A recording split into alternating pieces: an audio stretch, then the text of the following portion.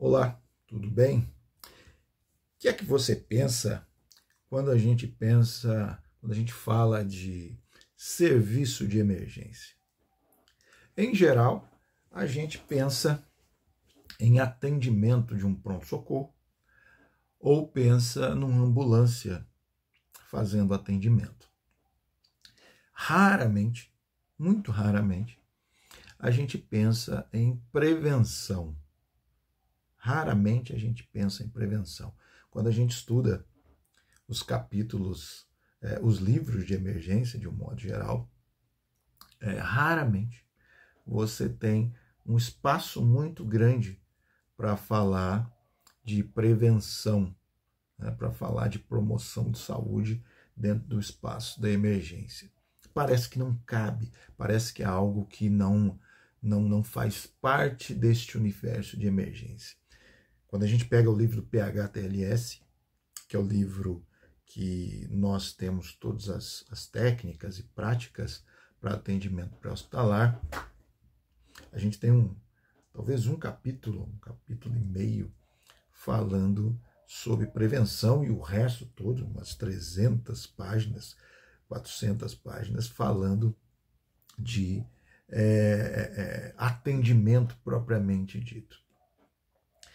Porém, isso é algo que faz parte do nosso escopo, né, quando a gente fala de emergência, e que deve ser explorado também. E que nós exploramos, enquanto profissionais, muito pouco, muito pouco. Nós trabalhamos muito pouco essa questão da prevenção, principalmente nós, profissionais de saúde. O pessoal do Corpo de Bombeiros trabalha isso um pouco mais por conta do próprio modelo da corporação. Eles têm uma ação maior nessa questão da prevenção. Porém, nós, profissionais de saúde, quem trabalha no SAMU, a gente tem ações pontuais sobre isso, né? Aqui no Brasil a gente tem o Maio Amarelo, que é um mês que a gente trabalha mais fortemente essa questão da prevenção. Porém, isso deveria ser algo contínuo. Cito, né? A gente tem aqui no Brasil ainda, relatório 2022, 2023, os dados ainda estão um pouco obscuros ainda, né, para se fechar esses números, mas 2022 nós ainda passamos dos 30 mil mortos só em acidentes de trânsito. Isso falando só de acidente de trânsito. E, em geral, os temas relacionados à emergência, quase todos são preveníveis. Quase todos os temas relacionados à emergência são preveníveis. E você dizer que em 2024 nós ainda temos mais de 30 mil pessoas morrendo no trânsito aqui no Brasil é algo para se observar com muito cuidado. Por quê? Nós temos todas as ferramentas de prevenção possíveis, nós temos sistemas de comunicação para falar com a população hoje que são eficientes. A gente tem internet, tem TV, tem rádio ainda, né, que as pessoas ouvem bastante de manhã, e ainda nós temos mais de 30 mil pessoas morrendo no trânsito no Brasil. E dessas 30 mil, vamos trabalhar com um número redondo, foi 32 mil e alguma coisa, mas vamos deixar nesse número redondo de 30 mil. 50% disso são motociclistas. Hoje a gente tem a questão dos entregadores, né, que trabalham bastante aí, fazendo as entregas aí nos aplicativos, trabalhando aí nos mais diversos serviços de entrega, e 50% das mortes no trânsito são de motociclistas. menores, com idade menor que 30 anos. Com idade menor que 30 anos. Ou seja, são jovens, homens adultos jovens, na sua idade mais produtiva. E isso a gente nem inclui aí, não estamos incluindo aí os dados dos indivíduos que ficam com sequelas, né, sequelados por conta dos acidentes no trânsito. Aqui em São Paulo, a gente tem o Centro Luci Montoro, que ele faz mais de 100 mil atendimentos por ano, né, dos mais diversos tipos, né, de relacionados a trauma, relacionados a problemas neuromusculoesqueléticos, enfim. Mas das pessoas atendidas no trânsito, em relação a acidente de trânsito, metade são motociclistas, né, dos atendimentos que o Centro Luci Montoro faz. Esse centro de reabilitação é um centro de reabilitação bastante forte, com uma qualidade bastante boa, né, e que drena muito desses casos. Aqui na minha região a gente tem 1 ou 2 centros aqui na região, aqui, e são centros de excelência. E boa parte dos atendimentos deles estão relacionados, se não a maioria, relacionados a acidentes de trânsito e sequelas, né? Na verdade, sequelas desses atendimentos.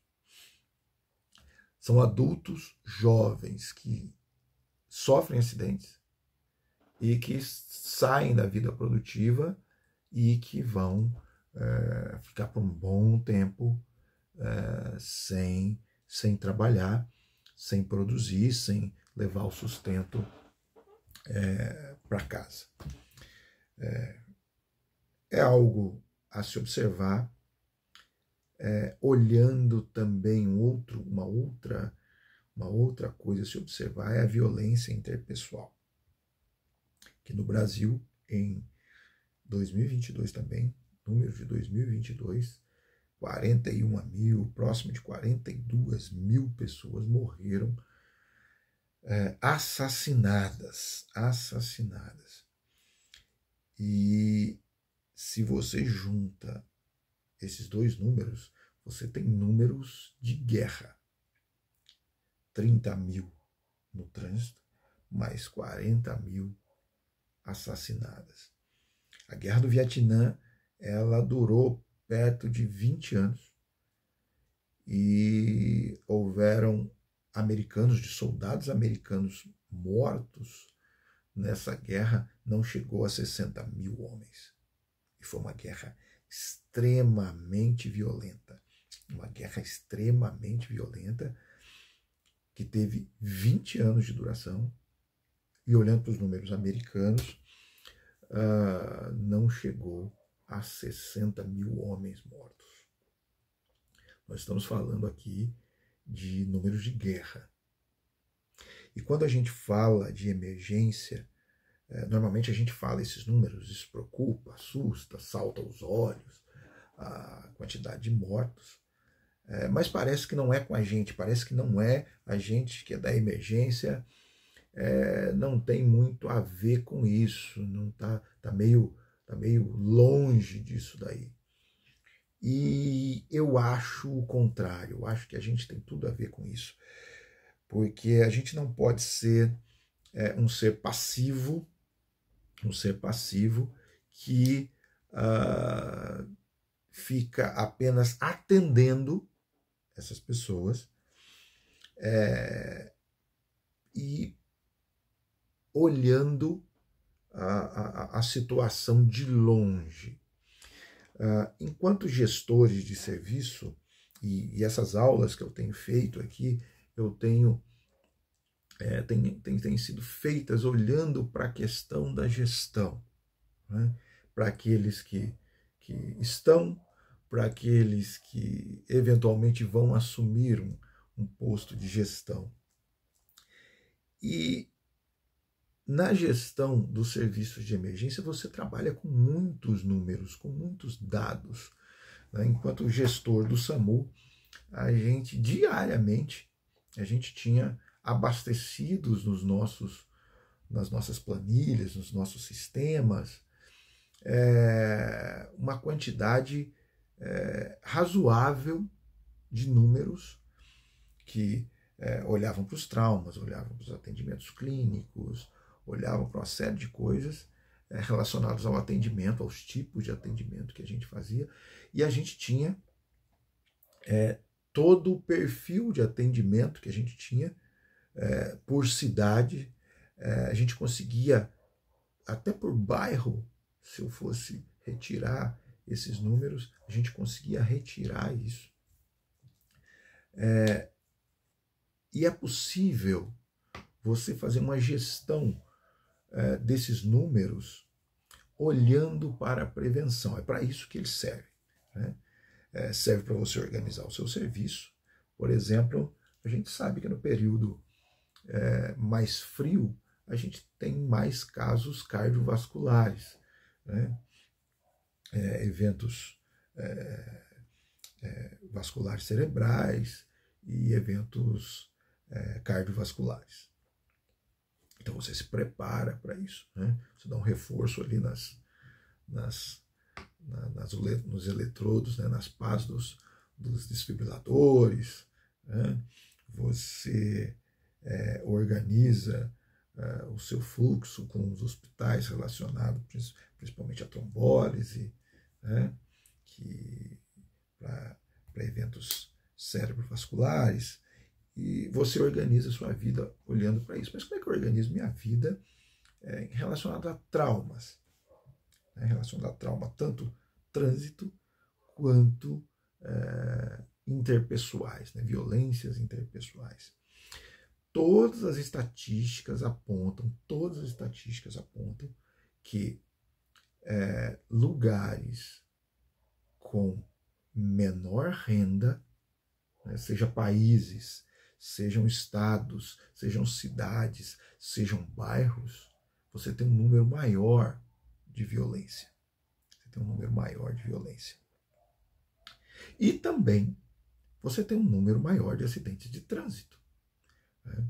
Isso é estatístico. Né? Se você pegar os números, esse estudo da Organização Mundial da Saúde, 2023, que ele mostra os acidentes de trânsito no mundo, né? Ele mostra exatamente isso. O estudo 2023, ele mostra exatamente isso. Países de menor renda, eles têm um maior número de mortes no trânsito. E se eu transfiro isso para a questão de violência interpessoal, eu tenho exatamente a mesma coisa. Baixa escolaridade, baixa renda, maior o número de acidentes, maior o número de violência. Poxa, se a gente tem esse desenho, todos os relatórios mostram isso, todos os documentos mostram isso, por que, afinal de contas, nós não trabalhamos isso de maneira mais eficiente? Por que, afinal de contas, nós não enfrentamos isso de maneira mais eficiente? Isso é algo que independe de governos, porque o custo de um indivíduo acidentado, vamos imaginar esse indivíduo que ele sofre um acidente grave, eu vou disponibilizar serviço de ambulância para esse indivíduo, com equipe, considerando que foi um indivíduo.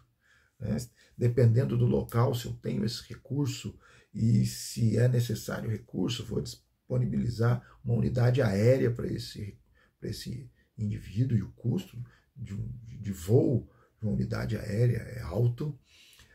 Esse indivíduo vai para um centro de atendimento em que ele vai drenar recursos, e em geral são recursos caros, porque esse indivíduo vai ter o primeiro atendimento numa sala de emergência, vai numa segunda fase por um centro cirúrgico fazer cirurgia, seja neurológica, seja torácica, seja ortopédica, que são cirurgias caras que demandam profissionais especializados para isso, e dispositivos da ortopedia, que é muito comum em acidentes de motocicleta.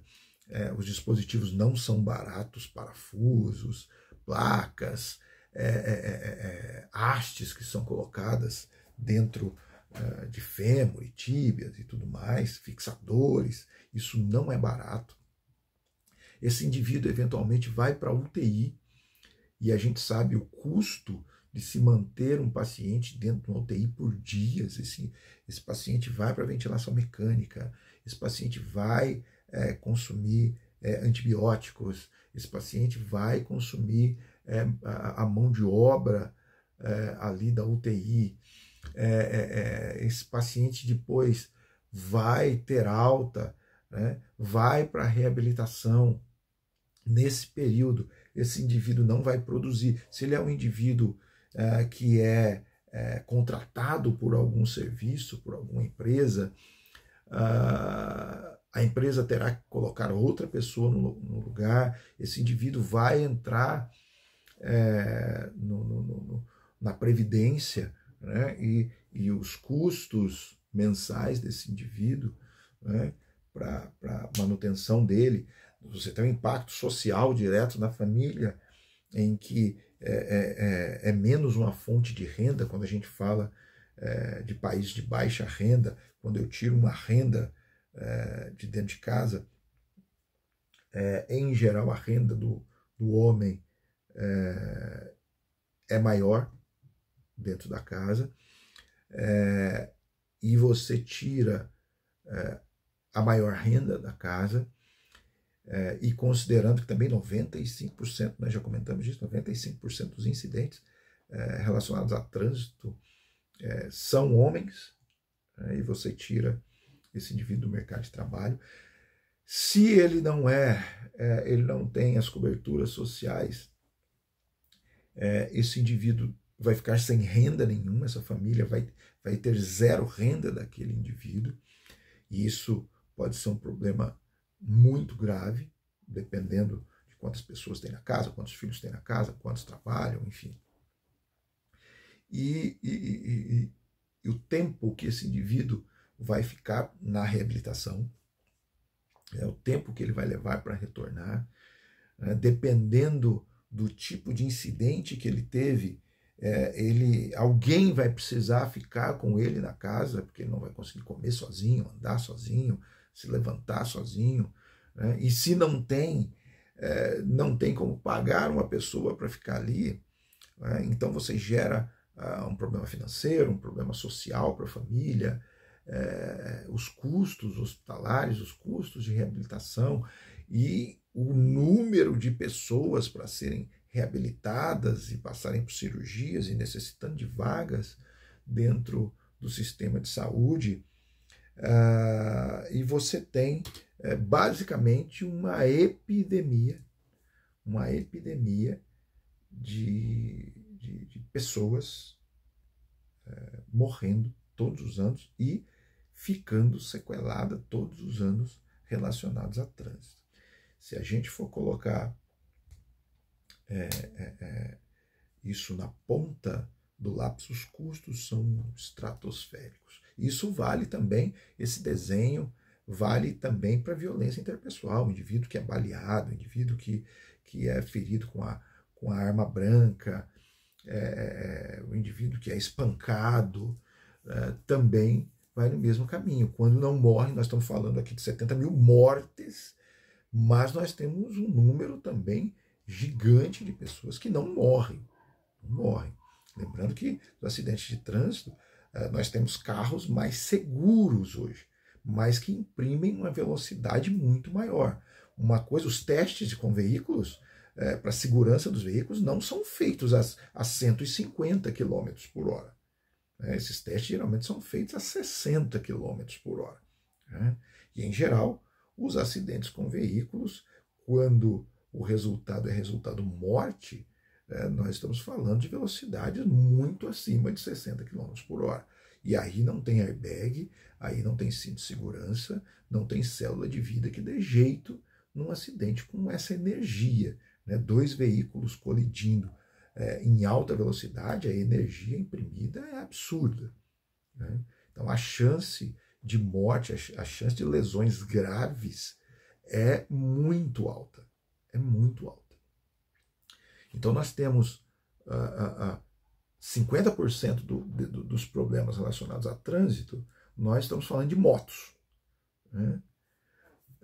E 95% da violência interpessoal nós estamos falando de homens, né? E também de homens na questão do trânsito. E estamos falando de locais de baixa renda com baixa educação, né? Então nós temos o desenho, né, de quem é, com quem acontece e quais são as causas, né? Uma parte das causas, né? Porque quando eu falo de trânsito, você tem a bebida associada a isso, e eu acho um pouco maluco, né, a gente ter a mesma vigilância sanitária que fiscaliza a minha ambulância e a mesma vigilância sanitária que vai dizer na fábrica de bebida alcoólica se está tudo certo para ela vender, para ela produzir aquele produto que vai causar dano lá na frente, né? Você tem a má formação de condutores, você tem estradas ruins, né? Você tem um indivíduo em alta velocidade, você tem a questão do uso do celular no trânsito hoje, que é um negócio incrível, né? As pessoas pilotam olhando para o celular, de moto olhando para o celular, de carro assistindo vídeo, mandando mensagem, né, em aplicativos, tirando foto, né? Então a gente tem tudo o que causa, né? A gente tem a maneira de se prevenir isso, né? E a gente não age. É óbvio que os serviços de emergência não são os únicos responsáveis por isso, né? A gente está falando aqui de algo que acontece a nível nacional, mas que a nível local a gente tem condições de colocar aquilo que nós sabemos, né? Como eu vou agir num local que eu sei que sempre acontece acidente, né? Eu sei que naquele determinado local, no trânsito, na minha cidade que eu trabalho, sempre acontece acidente, eu tenho números apontando para aquilo, né? Minhas equipes fazem atendimento lá constantemente, né? Eu posso fazer uma intervenção junto ao poder municipal, enquanto serviço de emergência, levando os números e propondo, junto ao serviço de trânsito, junto aos órgãos de segurança, que naquele local, ainda naquele determinado horário, tenha uma ambulância, uma viatura da polícia ali, com o giroflex ligado, para as pessoas passarem mais devagar naquele local, por exemplo, né? Existe o que se fazer, né? Né? Campanhas campanhas de prevenção, né? Eu acho um erro nós que somos da saúde trabalharmos tão pouco essa questão da prevenção, isso não só na questão de prevenção de traumas, né? Mas de tudo. Hoje a gente tem ferramentas que são gratuitas, né? Eu estou produzindo essas aulas aqui gratuitamente, né? Disponibilizando gratuitamente, né? Hoje os serviços de saúde deveriam ter pessoal do marketing profissional, gente profissional, né, fazendo isso para a gente, né? A gente sabe o que fazer, mas talvez não sabe exatamente como fazer, né? As ferramentas do como fazer, né? Enquanto gestores, esses números que nós temos precisam se transformar em ações, né? O que é que tem nos países da Europa por exemplo, que eu estou falando dos países, né, com alta renda, né, com a educação melhor, que eles fizeram para que o trânsito, por exemplo, melhorasse, para que a violência interpessoal diminuísse. É óbvio que está relacionado também à renda, aí, que a gente está dizendo, e à educação, isso é básico. Mas que ferramentas que existem hoje que eu posso utilizar no meu meio para que surta efeito também? Como que eu posso monitorar os locais de violência, os locais de maior incidência de acidentes de trânsito no local em que eu sou responsável como gestor? Como que eu posso, sabendo que motociclistas são os maiores afetados por acidentes, como que eu posso intervir nisso dentro da minha região? Dentro da minha região. Né? Eu não vou conseguir fazer isso a nível nacional, obviamente. Eu preciso de políticas públicas sendo criadas, eu preciso de normas, leis, eu preciso de melhorar o custo o salário das pessoas, eu preciso melhorar a educação das pessoas, e isso não sou eu no serviço de emergência que eu vou apontar, né? Mas não está dentro do meu alcance técnico nem do meu alcance profissional fazer isso. Eu tenho condições de apontar isso, né? Mas como eu posso agir dentro disso para reduzir o número de incidentes, né? Eu vejo coisas que são possíveis de serem feitas dentro do município. Por exemplo, se você melhora, né, os prefeitos gostam de fazer asfalto, né, gostam de recapear ruas, né, período de eleição, né, nesse período aqui, essa aula está sendo gravada em março, né, de 2024, é um ano que esse ano aqui nós teremos eleição para prefeito, e a gente está vendo aí em várias cidades que eu passo aqui, as ruas sendo asfaltadas, recapeadas, né? E isso causa uma redução de incidentes, né? Que o indivíduo não vai ter um buraco, não vai ter problemas no piso, né? Que ele possa eventualmente sofrer uma queda, sofrer ter que fazer um desvio rápido e eventualmente provocar um acidente. Hoje a gente tem o advento das motinhas, né, das motos elétricas, né, das motonetas, dos patinetes elétricos, né, e a gente vê isso entrando. Que regras que eu vou colocar sobre isso? Né? Eu acredito que deve ter regras, né, para as pessoas andar. A gente vê as pessoas andando sem capacete, né, andando sobre calçadas, né, com esses veículos. Existem municípios que já colocaram regras, o município pode regular isso. Então a gente tem uma série de coisas que eu posso parar e pensar como eu vou fazer isso. Eu posso trabalhar integrado, a integração de serviços para mim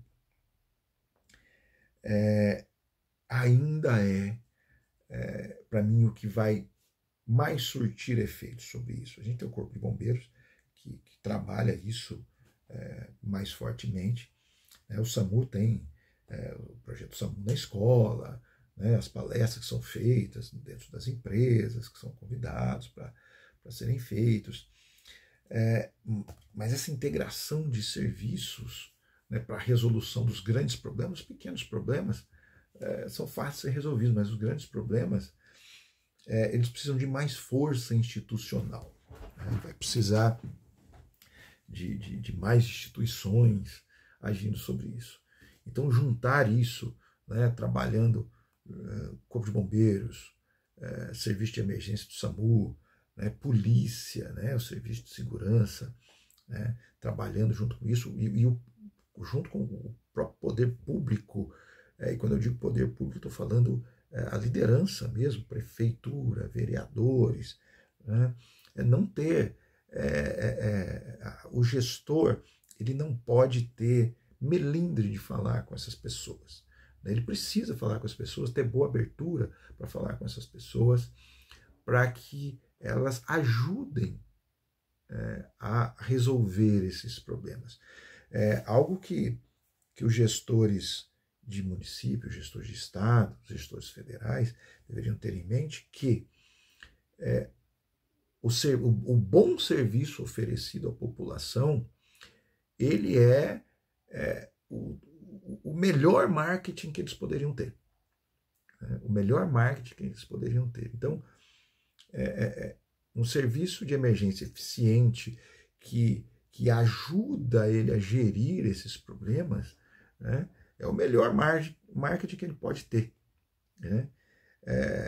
Se ele deixa de ter acidentes em determinado local, ele pode usar isso como marketing para ele, usar os números positivos como marketing para ele.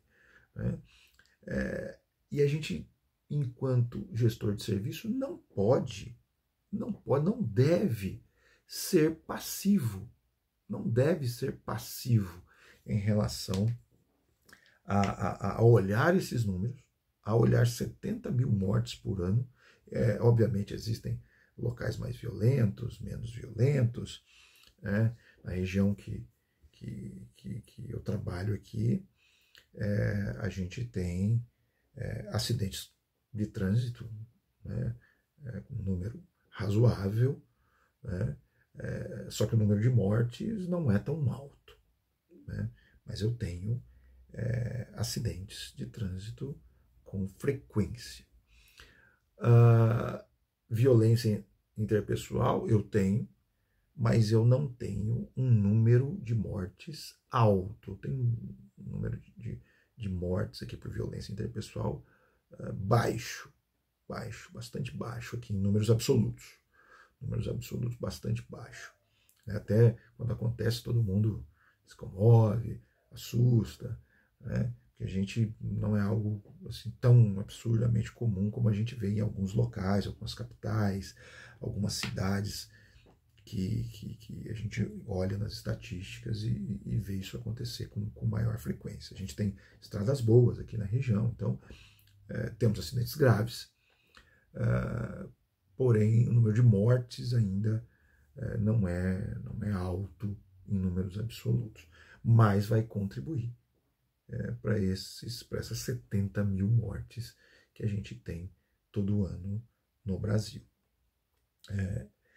Trabalho integrado ele vai ajudar, mas o que eu olho com maior veemência é a postura do gestor desses serviços em querer fazer esta melhora para a região que ele trabalha, né? Seja envolvendo-se em campanhas diretamente com a população, com escolas, com os grupos públicos, igrejas e tudo mais, que tem ali, centros sociais, que ele pode ir fazer suas palestras, né? Usar as redes sociais para isso, né? Redes sociais tanto pessoais quanto oficiais, né? Dá para ser usado para isso,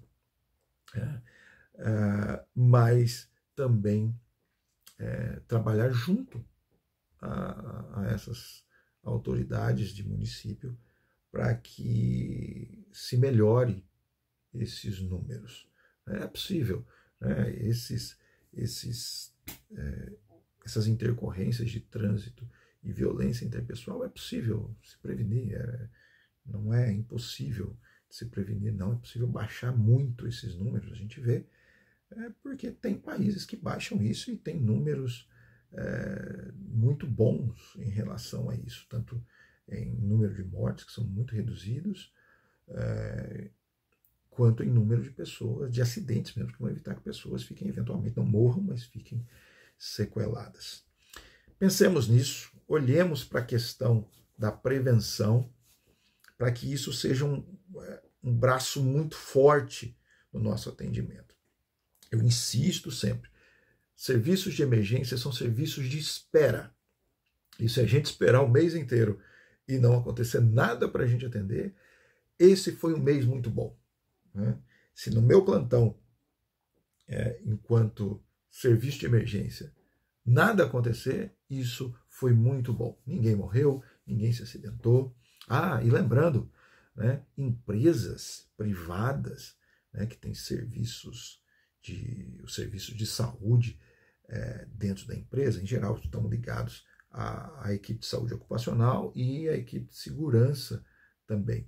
Grandes empresas que trabalham com coisas muito perigosas, né, produtos químicos, né, empresas que trabalham com eletricidade, né, instalações elétricas de alta tensão, né, empresas que trabalham no mar, né, prospectando petróleo, mineradoras e tudo mais, empresas gigantescas. Às vezes o número de acidentes é muito baixo, o número de mortes, então, eles não querem nem ouvir falar. Eles trabalham fortemente a prevenção e a gente pode aprender demais com esse pessoal. Pode aprender demais com esse pessoal. Eu já fui em empresas que as ambulâncias juntam poeira lá dentro, tá? Em cima, dentro tá limpinho, mas por fora às vezes junta até poeira, porque ela não sai para atender. E isso é excelente. O meu parâmetro não é o quanto a ambulância anda, é o quanto ela fica parada. Tá? O meu parâmetro não é a quantidade de pessoas que eu atendo no pronto-socorro. É óbvio que esse número existe hoje e eu preciso trabalhar com ele, mas entenda, o meu número deveria ser a redução desse número. O quão menos pessoas eu atendo. Né? A gente vê terciarizando alguns serviços hoje, né? UPAs, alguns serviços que entram OS e tudo mais. Se eu sou gestor, a primeira coisa que eu coloco eu quero redução de número de atendimento em pronto-socorro. Eu quero número menor de incidentes graves em pronto-socorro, pelo menos os graves. Né? Eu exijo isso. Redução desses números. Por quê? Isso vai me tirar um monte de outros problemas enquanto gestor. Né? Leitos vão ficar vagos para outras coisas, né, que são importantes também. Às vezes não tem vaga para fazer uma cirurgia, para fazer um procedimento que seria importante. Às vezes não tem vaga porque está cheio de trauma a minha UTI.